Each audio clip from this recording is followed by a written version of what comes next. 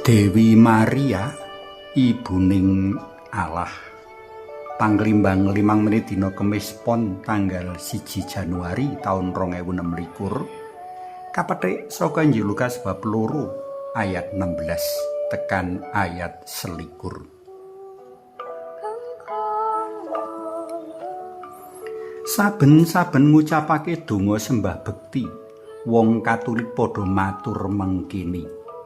Dewi Maria ibuning Allah, kawula tiyang dosa, sami nyuwun pangestu dalem, samangke puin binjing dumugining pejah. Amin. Sawijining pitakonan prayoga kaajokake. Apa wong Katulik ya paham maknane gelar Dewi Maria ibuning Allah? Njur apa konsekuensine kanthi nyebut gelar mau? PLM dina iki ngajak panjenengan kabeh ngantepake pemahaman ngenani gelar Maria ibuning Allah sarta klelimbang tumindak prayoga minangka panulodo marang Kanjeng Ibu.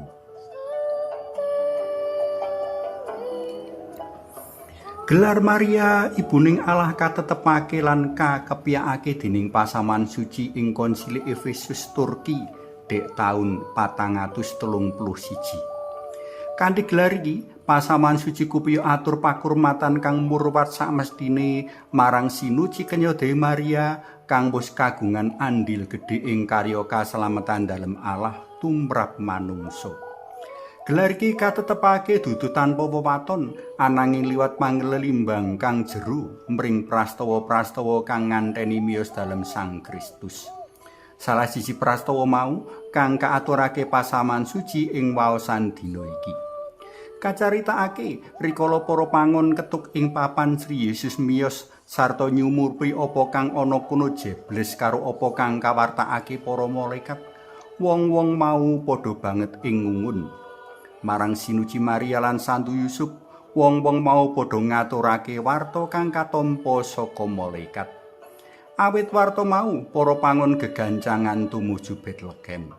Sadermo ngelingake marang para pangon, malaikat Gabriel martakake menawa wis miyos Sang Juru Slamet jagat ya Sang Kristus Gusti ing kutha Daud. Si jabang kagedha nganggo gombal lan kasarekake ing pamakanan wedhus.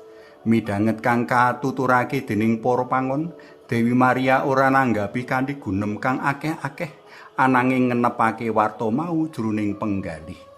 Sinuci Maria kupiya mangerti karya lan karsa dalem Gusti jroning paneges kang wening. Sinuci Maria dadi enget karo warta malaikat sawetara wulan kepungkur menawa si jabang bakal sinebut putraning Allah kang maha luhur. Monggo sami kapirsani Injil Lukas bab 1 ayat 32. Para sutresna PLM kinasih, telung perkara bisa kalelimbang saka pahargyan kita iki.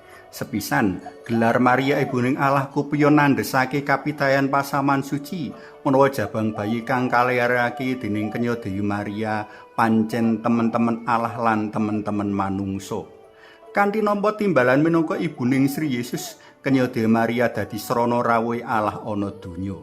Kita kaajak mbuka ati kanggo rawuh dalem Allah saengga kita uga bisa dadi seksi kaslametan dalem Allah tumrap pepodo.